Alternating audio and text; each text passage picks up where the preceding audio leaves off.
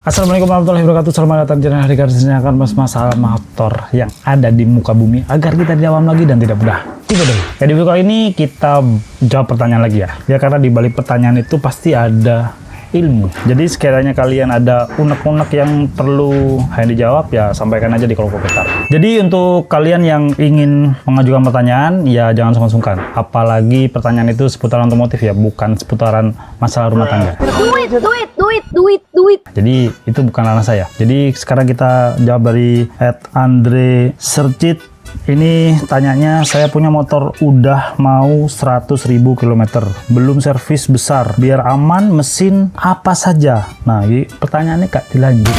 Jadi ya wis lah, yang penting saya ini tahu maksudnya ini. Jadi untuk motor-motor tua, ya sebenarnya nggak semua motor tua, karena motor baru sekarang kalau rutinitasnya itu padat banget tuh bisa sampai 100.000 lebih. Bahkan kalau untuk motor-motor Gojek itu ya, itu kilometernya bisa sampai 200 lebih untuk keluaran tahun 2022 ke atas.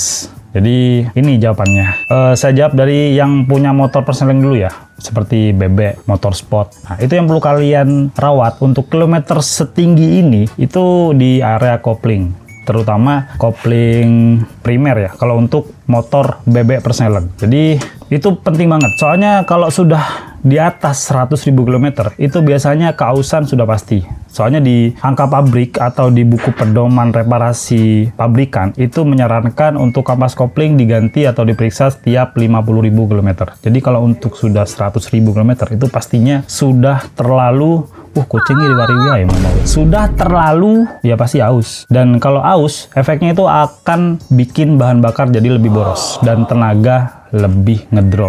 Tapi gak ngedrop banget selama olinya masih bagus. Jadi biasanya kalau oli bagus ini bisa membuat kampas kopling yang agak selip itu bisa gak terlalu berasa selip karena emang olinya bagus. Tapi kalau udah selip banget ya eman, nanti kampas bisa kebakar kalau dipaksa meskipun olinya bagus. Dan untuk hal-hal lain seperti minyak rem, terus oli shock itu kadang luput dari pantauan. Jadi sebaiknya kalian perbarui itu cairan-cairan yang ada di motor, apalagi radiator ya. Radiator itu kadang orang nggak tahu tuh harus kapan ngetapnya, padahal radiator kan setahun sekali ya. Kalau perlu dicek tuh yang ngerembes-ngerembes di sil-sil mesin tuh kan biasanya tuh ada tuh yang ngerembes-ngerembes ya. Dan itu harus diganti, jangan sampai nunggu oli tekor atau pendingin tekor. Dan selebihnya bisa kalian langsung bawa ke bengkel langganan kalian. Dan pastinya mereka sudah SOP dan ngerti banget apa yang kalian mau. Jadi itu, semoga menjawab. Dan kali ini ada orang bingung nih kayaknya nih, dari @bapang88. Kenapa banyak sekali motor bocor water pump? Nah ini kayaknya nih dari konten yang saya lihat nih, ini waktu bahas ADV 160 ya. Dan kebanyakan yang saya tahu water pump ngerembes itu ya nggak hanya di Yamaha, di Honda juga lumayan. Nah kebetulan di sini kan spesialis Honda ya, jadi kebanyakan kasusnya ya Honda. Dan kalian tahu kenapa air radiator itu sering bocor dan bahkan kecenderungan tidak awet untuk motor-motor baru saat ini? Ya kalian mungkin lupa kalau motor baru saat ini tuh ringkih banget, dan kalian mungkin lupa juga kalau motor baru sekarang itu nggak suka makan makanan yang nggak enak, nggak seperti motor dulu. Kalian tahu makanan motor itu apa? Ya seperti oli, bahan bakar.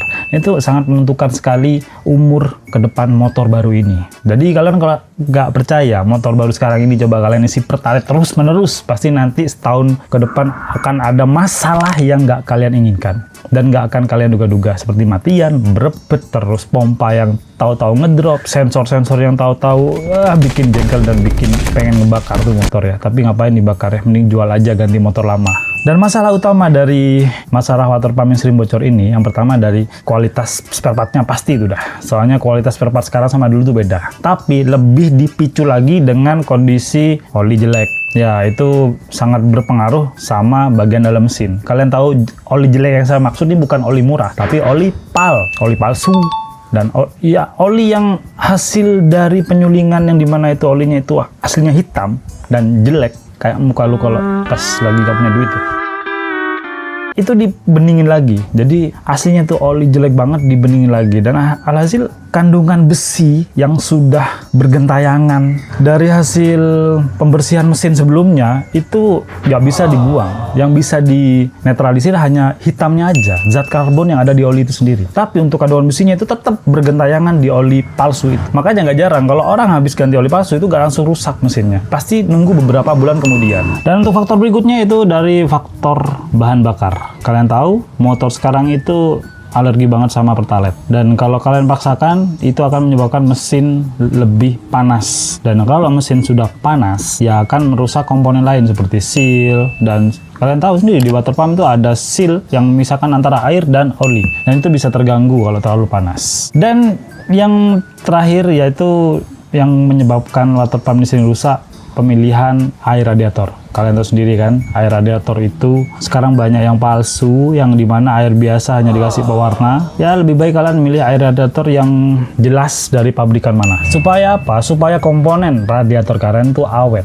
Soalnya air radiator yang bagus itu mengandung aditif-aditif yang sangat membuat umur panjang komponen dari radiator itu sendiri. Seperti aditif yang anti busa itu, terus aditif anti karat dan lain sebagainya, dan pastinya ada pembersihnya juga di situ. Jadi biar radiator kalian atau komponen dalam mesin kalian tuh awet. Ya meskipun nggak awet-awet banget, ya setidaknya lebih panjang usianya. Ini dari pertanyaan Dian Wana. Kalau Yamaha Gear 125cc kompresinya kan 9,5 banding 1. Cocok ya kan pertalite kalau diisi BBM Pertamax nggak ngerusak mesin bang. Ya kalian paham kan? Jadi diisi pertalite untuk kompresi segitu itu emang ya sudah masuk ya, kategorinya masuk ya. Tapi untuk kebaikan mesin ya sepertinya masih kurang. Soalnya untuk pertalite sendiri itu kalian tahu sendiri, motor apapun kalau emang kondisi pertalite-nya itu ya kurang bagus, motor akan berbet dan akan menyisakan karbon di ruang bakar, dan yang itu bisa membuat motor tiba-tiba mati terus ya, dan lain sebagainya. Tapi di sini pertanyaannya, kalau diisi Pertamax bagus nggak, ngerusak mesin atau enggak? Ya justru lebih bagus. Soalnya 9,5 banding 1 ini sudah mendekati 10 banding 1 ya. Istilahnya ya anggap aja 10. Dan dimana kalau udah 10 perbandingan kompresinya itu disarankan pakai Pertamax, bukan diwajibkan, disarankan. Tapi lebih baik pakai Pertamax. Soalnya di situ kan ada aditif pembersihnya ya. Jadi kerak nggak terlalu lama nandon di dinding-dinding manifold dan dinding-dinding ruang bakar. Jadi nggak sebanyak pertalite. Dan kalau kalian nggak percaya, motor yang sering pakai Pertamax dan pertalite, kalian buka manifoldnya, itu pasti tingkat kebersihannya lebih bersih Pertamax. Dan ini yang terakhir, yaitu dari @aditini. Kalau speedometernya mati, bagaimana cara menghitung menentukan waktu ganti olinya, Bang? Nah, sebenarnya pertanyaannya tuh mudah sekali dijawab ya. Kalau mati, ya dihidupin aja dulu. Bener nggak? Dihidupin. Belikan komponen yang sekiranya bikin rusak speedo kalian, yang bikin nggak jalan tuh, ganti gear speedonya tah, ganti kabel speedonya tah. Kalau gitu kan bisa hidup dan bisa kalian mantau dengan mudah. Tapi kalau separah-parahnya kalian nggak punya duit untuk mantau, untuk benerin speedo, ya mau nggak mau kalian harus ngecek secara langsung dari dipstick oli itu sendiri. Cara ngeceknya tuh mudah banget. Gunakan kuku kalian ya untuk ngecek setetes oli yang ada di situ, atau ngecek langsung kapasitas olinya. Jadi cek tuh kapasitas olinya tuh sudah sesuai standar atau enggak kan. Di situ ada garis-garis kotak-kotak tuh ya. Kalau situ sampai tenggelam semua berarti masih banyak. Tapi kalau sampai nggak nyentuh sama sekali di dipsticknya, berarti oli itu sudah berkurang drastis, dan itu sangat berbahaya bagi mesin kalian. Dan cek warna olinya. Kalau hitamnya sudah pekat, apalagi pas ditetesin di kuku kalian tuh, kuku kalian nggak kelihatan saking hitamnya, berarti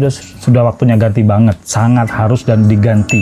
Kalau masih ada bening-beningnya, kuku kalian masih terlihat transparan di situ, tetesan olinya itu, berarti masih bisa dipakai beberapa minggu atau 1 bulan maksimal. Jadi semoga video kali ini bisa menjawab pertanyaan kalian seputaran motor dan yang kalian bikin kalian nggak bisa tidur. Ya alhamdulillah, semoga bermanfaat. Tapi kalau masih ada yang mengganjal di pikiran kalian, silakan komen di kolom komentar. Semoga video ini bermanfaat dan jangan lupa bersyukur hari ini. See you next video.